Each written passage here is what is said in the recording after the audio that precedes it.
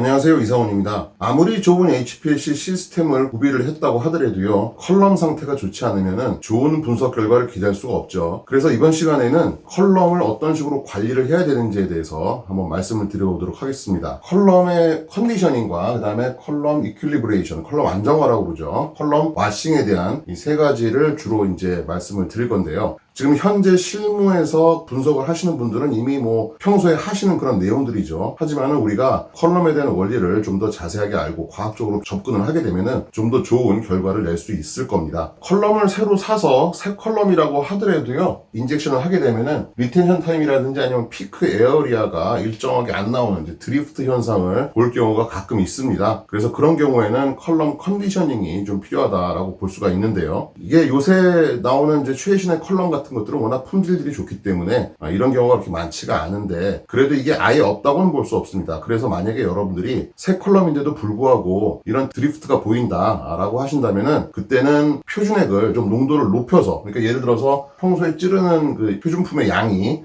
만약에 50나노그램 정도 된다라고 한다면은 이것들 한 20배 정도 높게, 한 1마이크로그램 정도 되도록 농도를 높게 하든지 아니면 인젝션 볼륨을 크게 하든지 해가지고 인젝션을 많이 시킵니다. 한 두어 번 그런 식으로 찔러서 하게 되면은 컨디셔닝 시간을 좀 단축시킬 수 있다라고 하는 이제 그런 장점이 있죠. 자, 그 다음에는 컬럼 이퀄리브레이션, 컬럼 안정화입니다. 우리가 그 HPLC 컬럼을 시스템에다 장착을 하고 나서도 바로 우리가 인젝션을 하지 않죠. 먼저 컬럼 안정화를 시킵니다. 컬럼 안정화의 의미는 뭐냐면은 인젝터로부터 디텍터까지 흐르는 이동상의 유속이 동일하고요. 그 다음에 이동상의 조성이, 그 안에 흐르는 액체 조성이 똑같고요. 그 다음에 컬럼 내부에서의 온도가 일정한, 전체적으로 이제 스테디 스테이트, 정상 상태를 만드는 것이죠. 자, 컬럼 이퀄리브레이션이 됐다는 걸 어떤 식으로 보통 확인을 많이 하냐면은 압력이 일정하게 나오는 거, 프레셔가 일정하다, 프레셔가 보통 플러스 마이너스 1바를 중심으로 해서 거의 일정하게 나오는 걸 보고 우리가 정상 상태,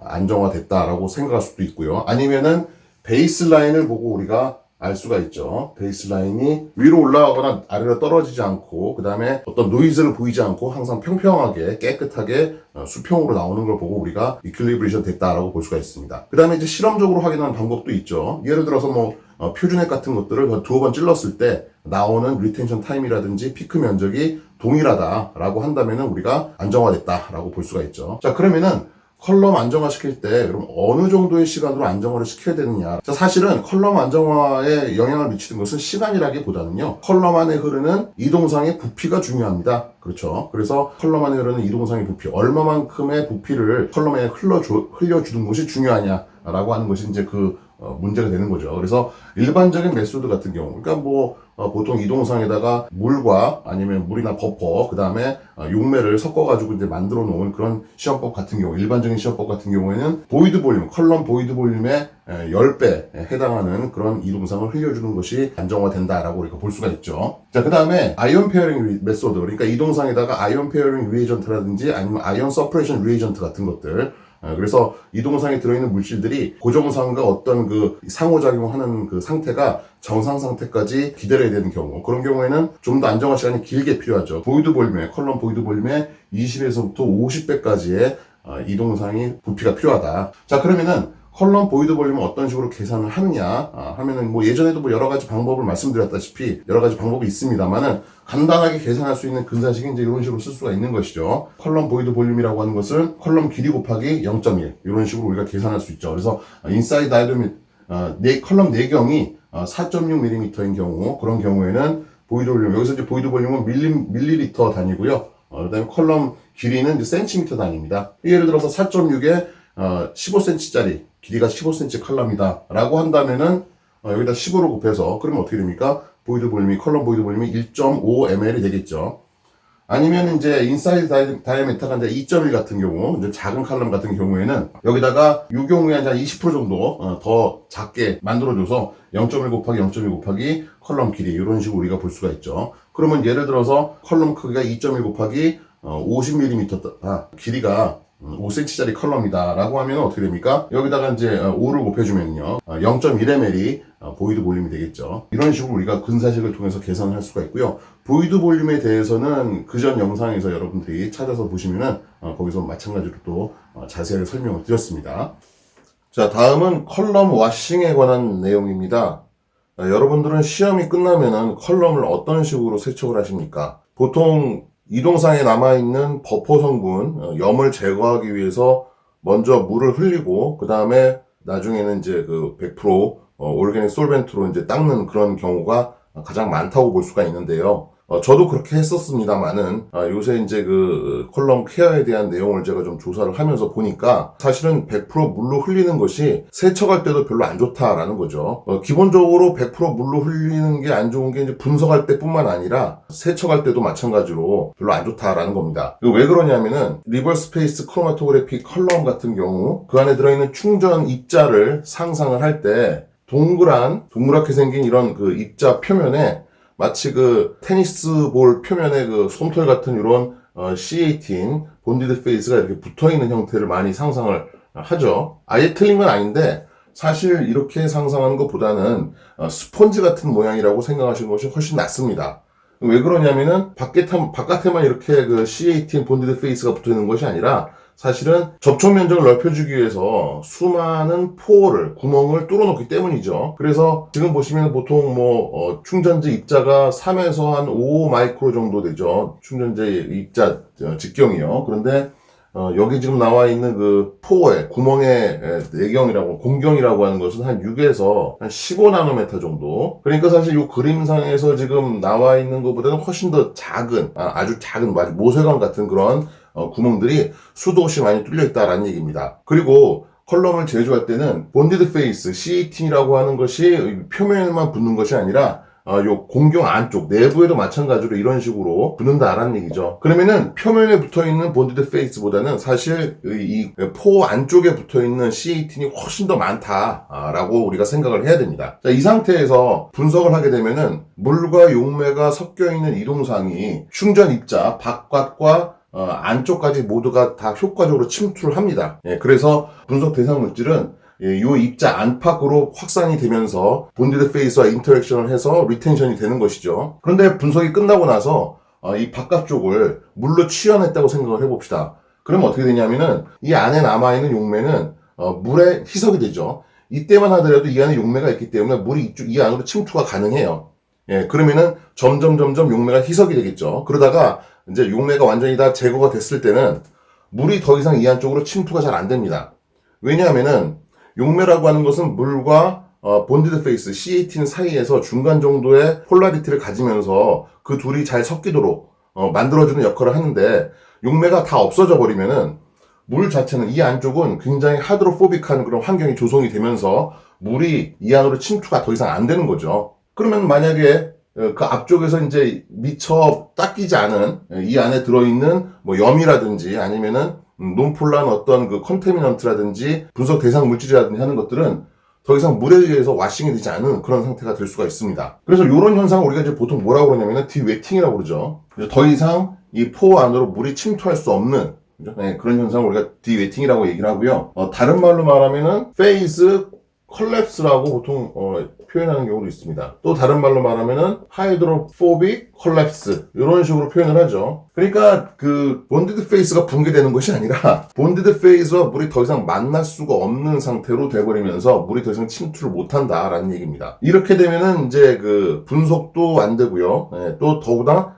세척도 안 된다라는 얘기죠. 물론 디웨팅이 안 되는 리버스 페이스 컬럼도 있어요. C18 컬럼도 있습니다. 그걸 우리가 뭐라고 그럽니까?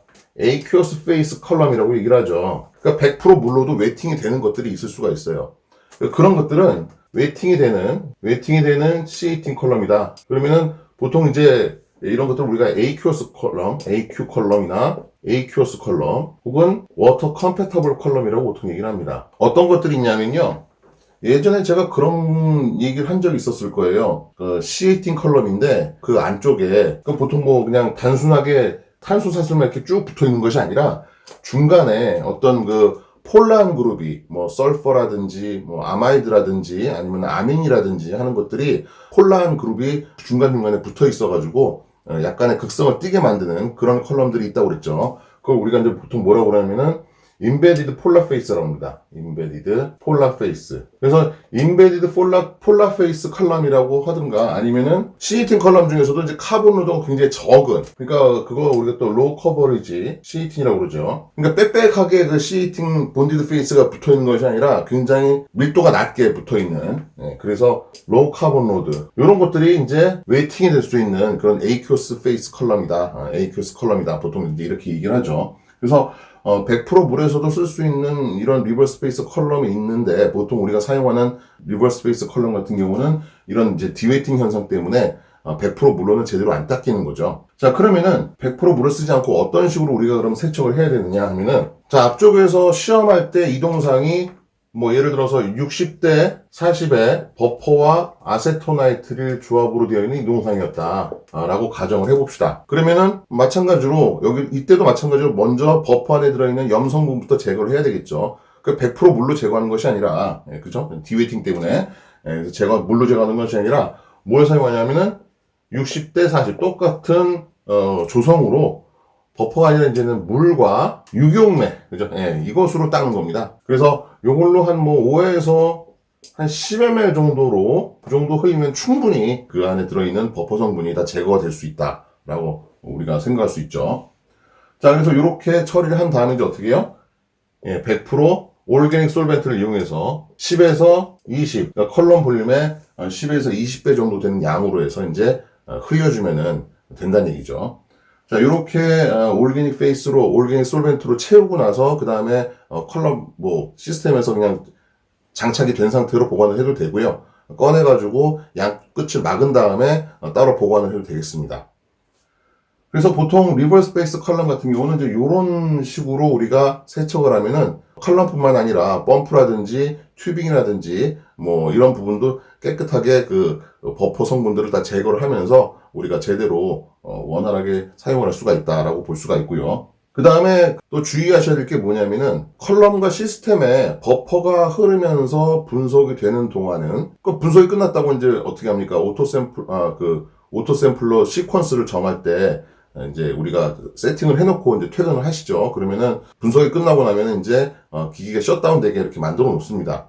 아무래도 뭐 분석도 끝났는데 굳이 전기 써가면서 이제 기계 돌아가는 게 별로 안 좋다고 생각하니까 이제 다 셧다운을 시키는데요. 그리고 이동성도 계속 소비가 되고요. 하니까 셧다운을 시키는데, 버퍼가 들어가 있는 상태로 시스템이 돌아가는데 그 사이에서 셧다운을 시켜가지고 1시간 이상 유지되면 별로 좋지 않습니다. 왜 그러냐면은, 자, 버퍼가 펌프에도 들어있고, 튜빙에도 들어있고, 컬럼에도 들어있고, 디텍터에도 들어있고, 다 들어있어요. 그 상태에서 셧다운 시켜가지고 펌프가 멈췄습니다. 그러면은 그 사이에 이제 물이라든지 솔벤트의 휘발이 일어나죠. 그러면은 본의 아니게 버퍼 안에 들어있는 성분들이 침전을 일으킬 수가 있죠. 그래서 펌프 피스톤이라든지 아니면 그 외 다른 파트에 침전이 낄 수가 있습니다. 이 침전이 끼게 되면은 나중에는 이제 뭐 펌프 실이라든지 아니면 다른 파트의 수명을 갉아먹을 수 있는 그런 이제 우려가 있죠.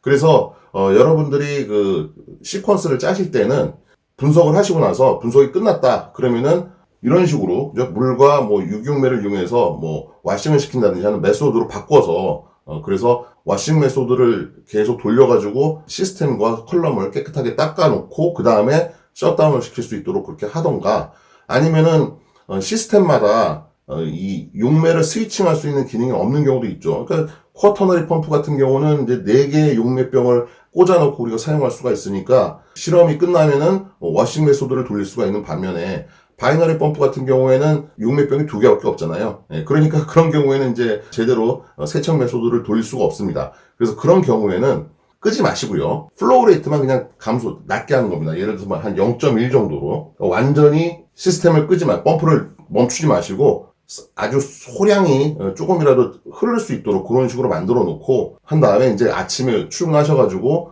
뭐 컬럼을 세척을 한다든가 다른 조치를 취하신다든가 하는 그런 식으로 하시는 게 훨씬 더 낫겠죠. 그래서 그런 부분들을 좀 말씀을 드렸고요. 자, 그 다음에 컬럼을 세척을 한 다음에 이제 보통 컬럼 안에 100% 유기온매가 차 있는 상태에서 보관을 하거나 뭐 이제 이런 식으로 합니다.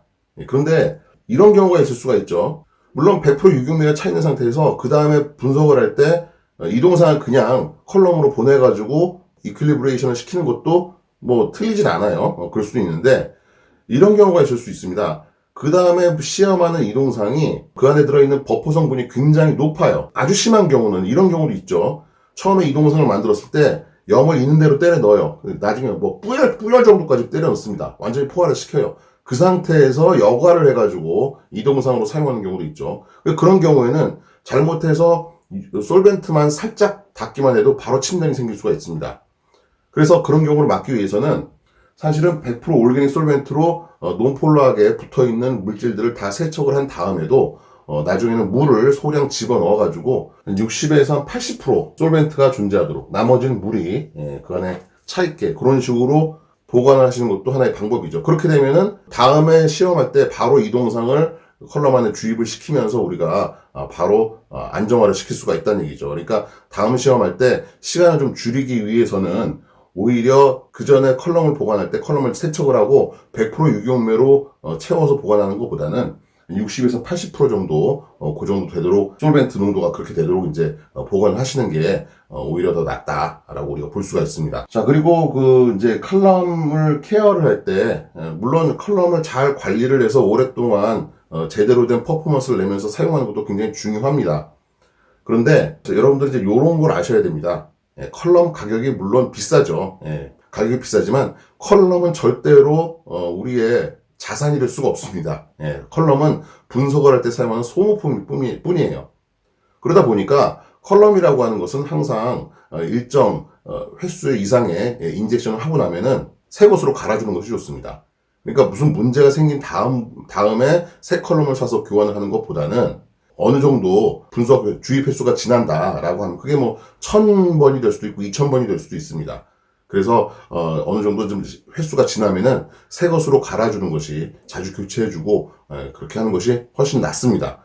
왜 그러냐면은 이게 뭐 3년이고 5년이고 한 컬럼 가지고 계속 쓰는 분들이 계세요. 뭐 컬럼 거의 비싸니까. 근데 이런 경우는 잘못하면 이제 새 컬럼으로 바꾸잖아요. 그러면은 RT가 달라집니다. 리텐션 타임이 달라져요. 그러니까 오래 쓰다 보면 본드 페이스가 떨어지면서 실라놀에 의해서 극성 분자 같은 것들이 막 리텐션이 되는 경우도 있고요.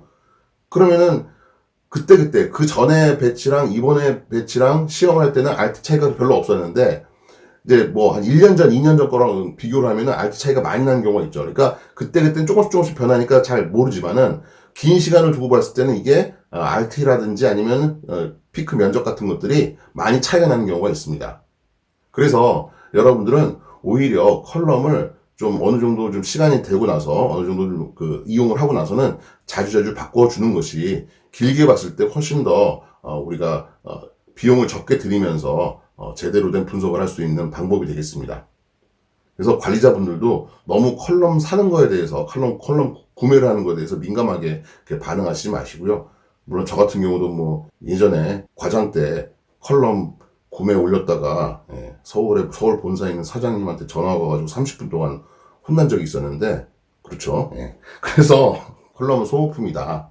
그러니까 뭘 컬럼을 또 관리를 하느라고 뭐 MC로 닦고 뭐 IPA로 닦고 뭐 이런 경우도 있는데 잘 생각을 해보세요. 이 컬럼을 닦아가지고 그렇게 관리를 하면서 들어가는 그것도 마찬가지로 어때요? 그 용매도 그냥 막 용매 쓰는 거 아니잖아요. HPLC용 솔벤트를 쓰는 거잖아요. 그것도 가격이 만만치 않단 말이죠. 그러니까 그런 비싼 용매를 사용해 가면서 소모해 가면서 컬럼을 관리하느니 오히려 쓸 때 열심히 썼다가 나중에 바로바로 교체를 하는 것이 훨씬 더 절약을 할 수가 있습니다. 자, 그 다음에 이제 마지막으로 좀 한 가지 더 잔소리를 드리면은 컬럼을 새로 사게 되면은 컬럼이랑 같이 뭐가 옵니까? 컬럼 사용 설명서, 리플렛이 같이 오죠. 그러면 그것을 제대로 읽는 사람들이 별로 없는 것 같아요. 근데 사실 우리가 아무리 컬럼 케어를 잘한다고 하더라도 제조사에서 말하는 그러니까 그 설명서에 보면은 컬럼을 어떤 식으로 워싱을 하고 그죠? 그 다음에 온도를 어디서부터 몇 도까지 사용을 하고 사용 가능한 pH 범위가 어떻게 되고 하는 것들이 굉장히 자세하게 쓰여 있습니다. 그러니까 그런 것들을 무시하고 뭐 일반적인 내용부터 먼저 생각하는 거는 사실은 말이 안 되는 거죠. 그래서 물론 제가 이런 식으로 범용적으로 사용할 수 있는 이런 와싱 메소드라든지 하는 것들도 말씀을 드렸지만은 가장 먼저 우리가 봐야 될 게 뭐다? 바로 컬럼에 대한 사용 설명서를 먼저 충실히 따르는 것이 중요하다라는 겁니다. 자, 그래서 오늘은 리버스 페이스 HPLC에서 사용하는 컬럼을 어떤 식으로 관리하는가에 대한 내용들을 쭉 말씀을 드렸습니다.